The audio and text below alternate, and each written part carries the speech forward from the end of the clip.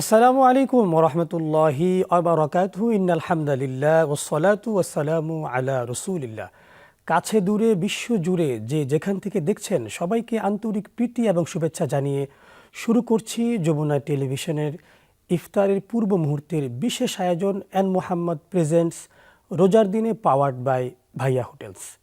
প্রিয় দর্শক, আজকের অনুষ্ঠান জুড়ে আমি আছি মুফতি শাহ আহমদ রেজা। আলোচনা করব চমৎকার গুরুত্বপূর্ণ একটি বিষয়ে। আজ আমাদের প্রথম রমজানের ইফতারি সামনে নিয়ে আমরা আছি টিভির পর্দায়। প্রিয় দর্শক, আল্লাহ পাক রব্বুল আলামিন বলেছেন, কুতিবা আলাইকুমুস সিয়াম কামা কুতিবা আলাল্লাযিনা মিন ক্বাবলিকুম লাআল্লাকুম তাত্তাকুন। তোমাদের উপরে রোজাকে ফরজ করা হয়েছে যেমনি ভাবে পূর্বের উম্মতদের জন্য রোজা ফরজ ছিল, যাতে তোমরা মুত্তাকি হতে পারো। রোজা দেওয়া হয়েছে আমাদেরকে মুত্তাকি হওয়ার জন্য। গোটা রমাদান মাস আমাদের জন্য বরকতময়। প্রিয় হাবিব সাল্লাল্লাহু তাআলা আলাইহি ওয়াসাল্লাম ইরশাদ করেন, ইযা জাআ রমাদান ফুতিহাত আবওয়াবুল জান্নাহ। যখন রমজান মাস আসলো বা আসবে, তখন আল্লাহ পাক জান্নাতের দরজাগুলো খুলে দেন, ওয়াগুল্লিকাত আবওয়াবুন নার, এবং জাহান্নামের দরজাগুলো বন্ধ করে দেন, ওয়াসুফিদাতি শায়াতিন, এবং শয়তানদেরকে জিনজিরাবদ্ধ করা হয়।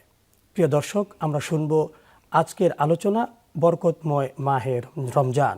আর এ বিষয়ে আলোচনা করার জন্য আমাদের মাঝে আছেন একজন আলেমে দ্বীন, মুফতি মামুনুর রশিদ, সহকারী অধ্যাপক নাজমুল হক, MU, কামিল মাদ্রাসা, ঢাকা। আসসালামু আলাইকুম ওরহমতুল্লাহি ওবারাকাতুহু। ওয়ালাইকুম আসসালাম ওরহমতুল্লাহি আবরাকাতুহু। মুহতারাম, কেমন আছেন আপনি? আলহামদুলিল্লাহ, আপনি ভালো আছেন? আলহামদুলিল্লাহ। হাইয়াকাল্লাহ। প্রিয় দর্শক, আমরা শুনব বরকতময় মাহে রমজান। আমাদের জীবনের প্রতিটা সময়ই বরকতময়। বিশেষ করে মাহে রমজানের সাহরি, ইফতারি, তারাবি থেকে শুরু করে আমাদের কর্মজীবন, আমাদের ব্যক্তি জীবন, আমাদের সমাজ জীবন, প্রতিটা কাজে আল্লাহ পাক বরকত রেখেছেন, অফুরন্ত নিয়ামত রেখেছেন। চলুন আলোচনা শুনি। জি প্রিয় মুহতারাম, আমরা আপনার কাছে জানতে চাই যে বরকতময় মাহে রমজান, রমজান মাসের বরকত বলতে আমরা কি বুঝি? ধন্যবাদ। ইন্নাল হামদুলিল্লাহ ওয়াসসালাতু ওয়াসসালামু আলা রাসূলিল্লাহ ওয়া আলা আলিহি ওয়া সাহবিহি আজমাইন, আম্মা বাদ। বরকত, বারাকাতুন শব্দের অর্থ হলো কল্যাণময় হওয়া, বৃদ্ধিপ্রাপ্ত হওয়া।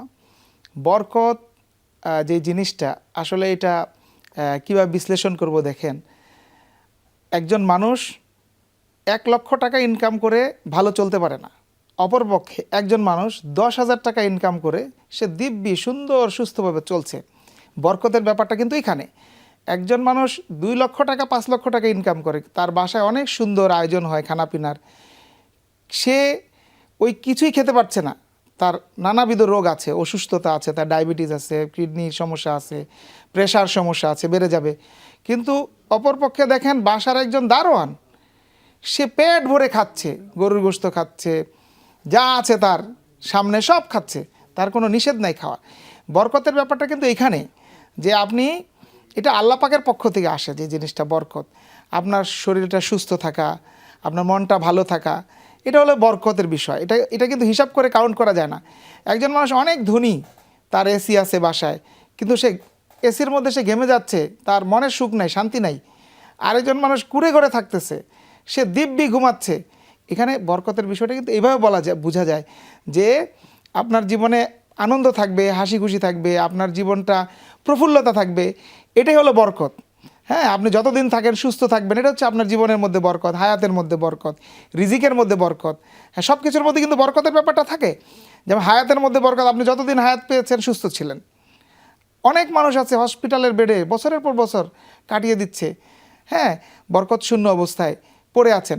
এজন্য আমাদের উচিত, আমরা ইসলামের যে বিধিবিধানগুলি আছে সেগুলি আমরা যদি ভালোভাবে পালন করি, আল্লাহ পাকের নির্দেশগুলি যদি আমরা অক্ষরে অক্ষরে পালন করি, তার নিষেধ যে সমস্ত বিষয় আল্লাহ পাক নিষেধ করেছেন আমাদেরকে, সেইগুলা থেকে যদি আমরা বিরত থাকি, তাহলে আমাদের জীবনটা বরকতে ভরপুর হয়ে যাবে। আমরা তাহলে বোঝা গেল যে আসলে বরকতটা মূলত হচ্ছে আপনার অধিক টাকা ইনকাম নয়, বরকতটা হচ্ছে আপনার সুস্বাস্থ্য, আপনার আনন্দে থাকা, আপনার মধ্যে প্রফুল্লতা, আপনার মধ্যে দিনের প্রতি আকৃষ্টতা, আল্লাহর প্রতি ভালোবাসা, নবীজির প্রতি প্রেম, এটাকে মূলত। ধন্যবাদ। হ্যাঁ, এটাই তো বরকত। আপনি ইসলামের বিধিবিধানগুলি সঠিক সময়ে সঠিকভাবে পালন করতে পারবেন, এটা হচ্ছে সবচেয়ে বড় বরকত। কারণ আল্লাহ পাকের যে নির্দেশ, আপনি 5 ওয়াক্ত নামাজ মসজিদে যে জামাতের সাথে আদায় করতে পারছেন, এর চেয়ে বড় বরকতের বিষয় তো আর নেই। শুনবো আমরা আপনাকে, সবে হলো বিরতি নেবার। প্রিয় দর্শক, আপনারা দেখছেন আপনাদের প্রিয় অনুষ্ঠান ইফতারের পূর্ব মুহূর্তের যমুনা টেলিভিশনের বিশেষ আয়োজন এন মোহাম্মদ প্রেজেন্টস রোজার দিনে পাওয়ার্ড বাই ভাইয়া হোটেলস। সময় হলো বিরতি নেবার, ফিরছি বিরতির পর। প্রিয় দর্শক, ফিরে এলাম বিরতির পর। আপনারা দেখছিলেন আপনাদের প্রিয় অনুষ্ঠান এন মোহাম্মদ প্রেজেন্টস রোজার দিনে পাওয়ার্ড বাই ভাইয়া হোটেলস। আমরা শুনছিলাম চমৎকার আলোচনা মাহে রমাদানে কিভাবে আমরা আমাদের জীবনকে বরকতময় করতে পারি। প্রিয় নবীজি বলেছেন হাদিসে পাকে, আল্লাহুম্মা বারিক লানা ফি রজব ওয়া শাবান ওয়া বাল্লিগনা রমাদান। যে মোহতারাম, আমরা শুনছিলাম আপনাকে। এই পর্যায়ে আমরা আপনার কাছে জানবো যে এই মাহে রমাদানে সময়কে কিভাবে আমরা বরকতময় করতে পারি এবং সময়ের মধ্যে আল্লাহ কিভাবে বরকত রেখেছেন। ধন্যবাদ। অত্যন্ত সুন্দর একটি বিষয় অবতারণা করেছেন। দেখেন, মানব জীবনের মধ্যে আল্লাহ পাক যে সমস্ত দিয়েছেন এর মধ্যে সময় সবচেয়ে মূল্যবান বিষয়। বলেছে সময়কে যদি আপনি কাটতে না পারেন, সময় আপনাকে কেটে দিবে। সময়ের ব্যাপারে কোরআন শরীফে অনেক জায়গায় আল্লাহ পাক কসম খেয়েছেন। ওয়াল আসরি, বিশেষ করে সূরা আসরের মধ্যে আল্লাহ কসম খেয়েছেন যে সময়ের কসম, যুগের কসম। এর মধ্যে বোঝা যায় যে সময়ের বিষয়টা অত্যন্ত গুরুত্বপূর্ণ কোরআন শরীফের দৃষ্টিকোণ থেকে তাকালে। তো সময়ের বরকতটা আমরা কিভাবে বুঝবো? দেখেন, একজন লেখক, প্রসিদ্ধ যে সমস্ত লেখকরা আছেন আমাদের সামনে, তারা জীবনে যে সমস্ত লেখনী আমাদের মাঝে রেখে গেছেন, তাদের জীবনে এমন অনেক মানুষরা আছে যারা পড়াশোনা করছেন, তারা পড়ে শেষ করতে পারেন না। তাহলে ওনারা লিখলেন কিভাবে? আসলে অবাক করার বিষয়, ভাবার বিষয়, চিন্তা করার বিষয়। যেমন ধরেন, সময় আপনার এত মূল্যবান যে আপনি সকালবেলা ঘুম থেকে উঠছেন, উঠে সারা দিনের যে সমস্ত কাজগুলি আছে আপনি যদি একটা কাগজের মধ্যে লিখে নেন আপনার কি কি কাজ আছে, সেই কাজগুলো যদি আপনি চেকলিস্ট করে নেন, তাহলে কিন্তু সবগুলি কাজ যথাসময় আঞ্জাম দেওয়া যায়। আর যদি অবহেলায় আপনি গা ছাড়া ভাব দিয়ে রইলেন, অবহেলা করলেন, এটা কিন্তু সুযোগ নাই। যেমন আমরা 5 ওয়াক্ত নামাজের দিকে যদি তাকাই, তাহলে কিন্তু দেখি আর সলাতুলি ওয়াক্তিহা, সময়গুলিকে কিন্তু প্রত্যেকটা নিয়মের সাথে নির্দিষ্ট করে রাখা হয়েছে। যেমন ফজরের নামাজ, যেটা সূর্য ওঠার আগেই পড়তে হবে, এটা কিন্তু সূর্য ওঠার পরে পড়ার কোনো সুযোগ নাই। জোহরের নামাজের একটা ওয়াক্ত আছে, আসর মাগরিব এশা প্রত্যেকটা ওয়াক্ত আছে। ওয়াক্তের সাথে নামাজগুলিকে নির্দিষ্ট করে দেওয়া হয়েছে। তার মানে পৃথিবীতে আমরা যতদিন থাকবো, আমাদের প্রত্যেকের জীবনে এক একজন মানুষের এক এক ধরনের কাজ থাকবে। সকল কাজ যদি আমরা সময় মতো সমাধান না করতে পারি, তাহলে কিন্তু আমাদের আফসোসের শেষ থাকবে না। এই জন্য আমরা নামাজের দিকে তাকালেই বুঝতে পারি যে নামাজটাকে যেমন সময় মতো করার জন্য আল্লাহ পাক আমাদের মাঝে দিয়েছেন, এটা দিয়ে বোঝাতে চাচ্ছেন যে আল্লাহ পাকের একটা বিধান নির্ধারিত 5 ওয়াক্ত নামাজ তোমার উপর ফরজ, তোমার উপর রিজিক তালাশ করাও ফরজ। নামাজ যখন শেষ হয়ে যাবে, ওইদা কাদাইতুমুস সালাত ফান্তাশিরু ফিল আরদ ওয়াবতাগু মির রিজকিল্লাহ, বলছে নামাজ যখন শেষ হবে তোমরা আল্লাহর রিজিক অন্বেষণের জন্য বেরিয়ে পড়ো।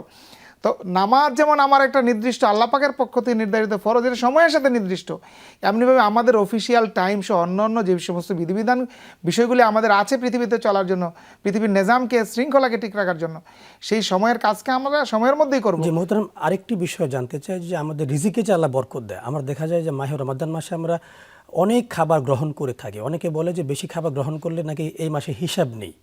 তো সংক্ষিপ্তভাবে যদি একটু বলতেন। আসলে বিষয়টা কি দেখেন, হিসাব নেই বিষয়টা এমন না, হিসাব তো দিতেই হবে আমাকে পরকালীন জীবনীতে। এবং খাবারের যে জিনিসটা আমরা দেখতে পাই যে ইফতারের আয়োজনের সময় অনেক রকম বাহারি জিনিসপত্র সামনে রাখা হয়েছে। একজন মানুষের মানে এটা কিন্তু একজন মানুষের জন্য যতটুকু প্রয়োজন ততটুকু নেওয়া হলো আমার ইসলাম। যতটুকু আমার দরকার ততটুকু আমি নিব, যতটুকু দরকার নাই আমি একটা সুইংয়ের আয়োজন করলাম, রিয়ার আয়োজন করলাম, এটা তো রোজা আমাকে শেখাচ্ছে না। রোজার মূল উদ্দেশ্য তো আমাকে রিয়া থেকে বিরত থাকতে হবে, লোক দেখানো জিনিস, লৌকিকতা থেকে আমাকে বেঁচে থাকতে হবে, তাকওয়া হাসিল করতে হবে। তা তাকওয়াটা আমি হাসিল করব কিভাবে? আমি যদি বেশি খাই, তা এইটা আমি বেশি খাইলাম, আমার যে পার্শ্ববর্তী ভাই আছে সে তো না খাইয়া থাকবে। আল্লাহ পাকের রিজিক তো নির্দিষ্ট, পৃথিবীতে কতটুকু আল্লাহ রিজিক দিয়েছেন, তা আমি একাই যদি সেগুলো গ্রহণ করে ফেলি সব, তাহলে তো আমার অন্য মানুষরা না খেয়ে থাকবে। অবস্থাটা হয়েছেও তাই। এই জন্য আমাদের উচিত যে আমরা পরিমিত খাবার, যতটুকু আমাদের জন্য দরকার অতটুকু আমরা গ্রহণ করব। বেশি খাবার খেয়ে বরঞ্চ মানুষ বেশি মারা যায়, কম খাবার খেয়ে মানুষ বেশি মারা যায় না। বেশি খাবার খেয়ে বেশি অসুস্থ হয়, হসপিটালগুলি হয়। আমাদেরকে একজন বলেছিলেন যে বড় যে হোটেল রেস্টুরেন্ট ওইটার পাশেই দেখবেন বড় একটা হসপিটাল আছে। এটার মানে কি? বলে যে বড় হোটেলে বেশি খাইছে, সাথে হসপিটালেরও একটা ব্যবস্থা রেখেছেন। এখন দেখেন আমরা বেশি খাওয়ার মানে রোজা না, রোজার শিক্ষা আমাদের এটা না যে আমরা বেশি বেশি খাবার গ্রহণ করব, আমরা পরিমিত আহার গ্রহণ করব, সেটার মাধ্যমে আমাদের আত্মিক শক্তিকে আমরা শক্তিশালী করব। হ্যাঁ, এবং যে আমাদের আশেপাশে যারা আছে, অনাহারে আছে, ভুখা আছে, যারা ক্ষুধার্ত আছে, তাদেরকে আমাদের খাবারগুলো তাহলে বিলিয়ে দেব। বুঝতে হবে যে আমাদের আসলে খাবার আমরা গ্রহণ করব, কিন্তু সেই খাবার জন্য আমাদের অপচয় না হয়। জি, আপনাকে অসংখ্য ধন্যবাদ মোহতারাম। প্রিয় দর্শক, শুনছিলাম বরকতময় মাহে রমাদান, প্রতিটা কাজে আমাদের বরকত, সাহরিতে বরকত, ইফতারিতে বরকত, কিন্তু দেখতে হবে আমরা ইফতারিতে প্রচুর পরিমাণে খাবার গ্রহণ করি যেন কোনো খাবার যেন অপচয় না হয়, কেননা অন্য মানুষ, এমন মানুষ আছে যারা না খেয়ে আছেন। প্রিয় দর্শক, আপনারা দেখছিলেন আপনাদের প্রিয় অনুষ্ঠান এন মোহাম্মদ প্রেজেন্টস রোজার দিনে, পাওয়ার্ড বাই ভাইয়া হোটেলস। এই এক মাস পুরো রমজানব্যাপী আমরা থাকবো আপনাদের সাথে। শেষ হচ্ছে আজকের অনুষ্ঠান। আসসালামু আলাইকুম ওয়া রাহমাতুল্লাহি ওয়া বারাকাতুহু।